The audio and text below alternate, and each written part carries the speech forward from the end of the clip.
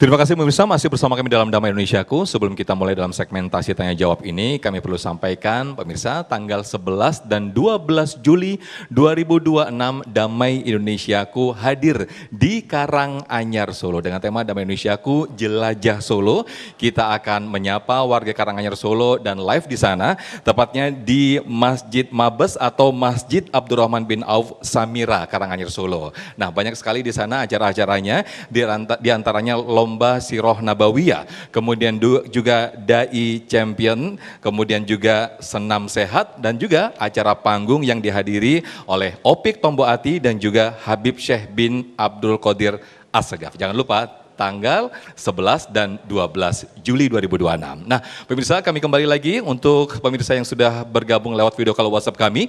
Ada Al-Fajri Tangerang. Assalamualaikum. Waalaikumsalam, Ustaz. Masya Allah, ini penonton termuda nih kayaknya. Kalau boleh tahu usianya berapa Al-Fajri? Usia 15 tahun, Ustaz. Masya Allah, ini sebagai bukti bahwa damai juga disaksikan oleh adik-adik Gen Z ini. Silakan, Al-Fajri dari mana nih kalau boleh tahu? Dari kota Tangerang Suduk, Ustaz. Tangerang, Banten. Silakan Al-Fajri pertanyaannya, nanti akan dijawab oleh Ustazah Lulu Susanti. Oke, pertanyaannya cara menghilangkan sifat iri dan dengki yang ada di hati agar hidup selalu dram, dan amalan apa yang bisa dilakukan untuk membersihkan hati dari sifat dengki? Oke, bisa ditangkap pertanyaannya Ustazah? Iya. Oke, ditunggu ya, jangan dimatikan handphonenya, nanti akan dijawab oleh Ustazah Lulu. Silakan Ustazah. Iya, Masya Allah, ini dari Fajri dari Maroke langsung ke Bali ya, pertanyaannya oke sekali ya. Gen Z, anak-anak muda ya Bun ya, Masya Allah. Gimana sih kalau misalnya kiat untuk menghilangkan yang namanya iri dan dengki, ada nggak amalannya tuh apa gitu, Masya Allah. Di sini kita punya hati ya Bun ya, ada hati kita yang Masya Allah. Ala inna fil jasadil mudghah, idza salahat salahal jasadu kullu wa idza fasadatil jasadu kullu ala wahyal qalb. Dalam diri kita ini ada segumpal daging, ketika baik maka baik seluruhnya, ketika buruk maka buruk seluruhnya. Itu yang dikatakan adalah hati.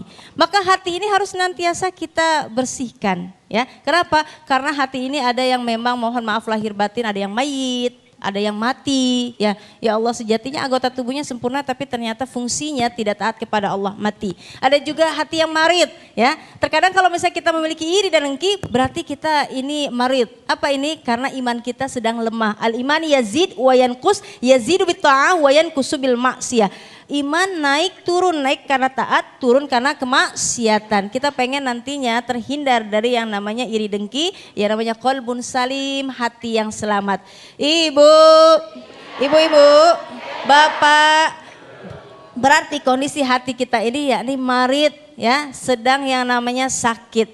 Jadi bagaimana caranya? Yuk, pertama ala bidzikrillah tatmainnul qulub. Bukankah dengan mengingat Allah hati menjadi tenang? Jadi kalau melihat kelebihan, kenikmatan yang dimiliki oleh orang lain, jangan sampai wah bagus banget. Wah, tapi ada yang namanya kalimat thayyibah. Al kalimatut thayyibatus sedekah. Kata-kata yang baik inilah sedekah. Subhanallah, Masya Allah, Alhamdulillah. Sehingga kalau kita berbicara atas nama Allah, Allah jaga, Allah lindungi. Alhamdulillah. Yang kedua apa? Maka doakan ketika kita tidak ingin terkena yang namanya iri dan dengki ya, ada kebaikan, ada kelebihan, ada kenikmatan yang dimiliki oleh orang lain, maka hadirkan doa dalam diri kita. Masya Allah, mudah-mudahan mobilnya semakin manfaat ya. Kenapa?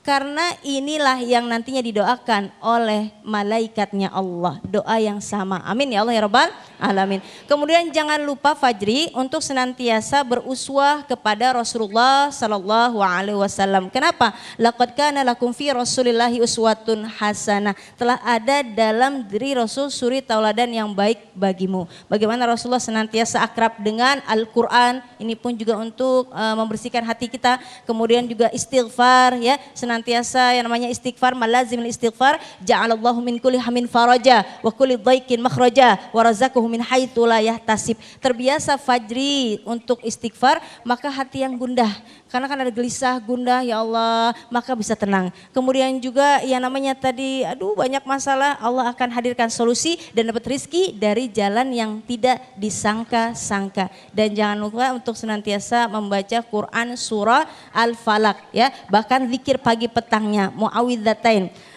Al-Ikhlas, kemudian Al-Falaq, kemudian An-Nas. Kenapa? Untuk menghindar diri kita dari yang namanya penyakit hati termasuk iri dan dengki. Buah naga dibelah 4. Cakep. Semoga bermanfaat. Amin, amin. Baik, terima kasih Ustazah Lulu. Begitu Fajri, mudah-mudahan bisa menjawab dan juga bisa dipraktekkan. Karena tadi ditanyakan bagaimana amal untuk menghilangkan sifat iri dan dengki. Terima kasih Al-Fajri. Waalaikumsalam. Masya Allah ini sudah bergabung lewat video call dari Tangerang, Banten. Nah berikutnya kami kembali lagi ke jamaah. Ada Ibu Eli Mahlia dari Banten ini juga. Silakan Ibu Eli Mahlia boleh berdiri. Akan dijawab oleh Syekhuna Syekh Fikri Thorik. Ya, mau geser kemana Ibu? Oke. Oke di situ saja Ibu. Ya silakan pertanyaannya Ibu. Assalamualaikum warahmatullahi wabarakatuh. Waalaikumsalam warahmatullahi wabarakatuh. Perkenankan nama saya Eli Mahlia dari Majelis Taklim Baitur Rahman Cikande Permai Serang Banten. Ya langsung ke pertanyaan Ibu. Yang ingin saya tanyakan kepada Ustadz Ustazah dalam tema iri dengki. Tapi di sini kita berdoa semoga kita dijauhkan dari sifat iri dengki. Amin, amin, amin. Tapi pertanyaan saya, Ustadz Ustazah, bolehkah kita iri terhadap orang yang punya ilmu, orang yang pintar, orang yang dermawan, orang yang soleh-soleha seperti Ustadz Ustazah ini, saya iri. Ya. Itu saja. Dalam iri ini yang sangat dalam. Baik. Melihat kepada orang-orang yang pintar, ilmu, beragama, soleh-soleha, dermawan, itu saja. Ya. Itu saja pertanyaan dari saya. Mungkin pantun saya, keranji si buah keranji, Cakep. pepaya buahnya bergantung. Cakep. Mengaji, mari mengaji supaya hidup kita beruntung. Masya Allah. Amin, amin. Terima kasih. Wassalamualaikum warahmatullahi wabarakatuh. Waalaikumsalam warahmatullahi wabarakatuh. Terima kasih Bu Eli. Silakan Syekh Fikri Thorik. Yassalam. Jadi ibu-ibu calon-calon bidadari surga. Bapak-bapak calon-calon surga. Ya salam. Ada ungkapan ulama begini Bu. Innal mu'min yaghbid wa la yahsud. Wa innal munafiq yahsud wa la yaghbid. Ya salam dulu, ya salam. Sesungguhnya orang mukmin itu yaghbid, ghibtah. Dia ada keinginan lebih dari yang lain, tapi bukan hasud namanya. Ghibtah. Dan dia tidak hasud. Tapi orang munafik beda. Dia hasud. Tapi dia tidak ghibtah. Kalau ghibtah itu apa? Kita bukan iri dalam negatif, tapi positif. Gimana saya bisa lebih dari dia? Tanpa menghancurkan dia, tanpa menghinakan dia. Ya salam. Ini ada dalam hadis, di antaranya diriwayatkan oleh Al-Imam Abdullah ibn Mas'ud radhiyallahu taala anhu. Ibu-ibu tahu ya, kenal ya Imam Abdullah bin Mas'ud, kenal ya? Udah kenal aja, ngomong kenal dia. Ya salam. Sahabat Nabi kita Muhammad sallallahu alaihi wasallam. Tadinya beliau seorang pengembala kambing. Tapi karena beriman ikut Rasulullah SAW dan beliau menghafal Al-Quran menjadi mulia, Masya Allah. Siapapun yang setia kepada Rasulullah SAW akan bertambah kemuliaannya. Ya salam. Kata Nabi SAW, la hasada illa fitnatain. Tidak ada hasud, tidak ada iri, maksudnya di sini kata ulama ghibtah. Kecuali kepada dua. Rajulun atahu Allahu malan.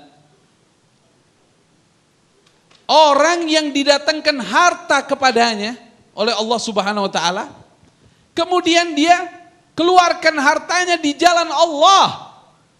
Dia dapat harta bukan numpuk, mau punya 50 kg emas, bukan. Tapi dia punya harta, dia pakai buat amal saleh. Ya salam. Dia senangi ibunya. Dia bawa istrinya ke toko emas. Ya beli emas lagi ujungnya. Pokoknya dia senangi orang. Dia kasih fakir miskin, anak yatim buat perjuangan. Yang kedua, rajulun atahullah hikmah. Orang yang dikasih sama Allah apa? Hikmah. Hikmah itu apa? Pengetahuan tentang petunjuk Allah. Dia memahami Quran dan As-Sunnah. Fahuwa yaqdi biha wa yu'allimuhan nas. Dia mengamalkan itu ilmunya dan dia ajarkan orang lain. Ini ghibtah. Gimana caranya? Saya lebih berharta dan lebih banyak sedekah saya dibanding dia. Gimana caranya saya lebih berilmu dan saya lebih semangat mengajarkan ilmu dibanding dia. Itu yang bagus. Ini namanya masuk pada ayat fastabiqul khairat. Maka berlomba-lombalah kamu dalam kebaikan. Ya salam. Ya salam. Ya salam. Ini ada orang begini Bu, masih miskin. Coba saya kaya kayak dia. Saya bakalan nyumbang. Miskinnya aja gak pernah nyumbang, gimana dia mau kaya? Mulai, berapa yang Anda bisa? Kalau orang kaya itu sudah bisa 100 juta bersedekah. Anda punya uang 50 ribu, mendingan sedekahin semuanya. Kenapa? Nanti ada catatan amal, berarti pernah bersedekah dengan seluruh harta. Mumpung masih 50 ribu. Kalau Ya nanti salam. udah 1 miliar, nggak mungkin bisa sedekah 1 miliar kan? Ya Maka, salam. Masya ya Allah. salam. Ya salam. Udah.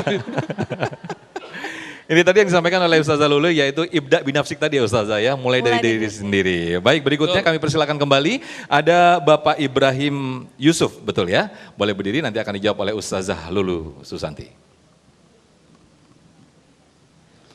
Assalamualaikum warahmatullahi wabarakatuh. Waalaikumsalam warahmatullahi wabarakatuh. Nama saya Ibrahim Haji Yusuf, Jamaah Masjidul Ta'lim Masjid Al-Hidayah Kompleks B, Harapan Jaya, Bekasi Utara. Yang ingin saya tanyakan, bagaimana sikap terhadap orang yang punya sifat iri dan dengki? Apakah perlu kita menjauhinya?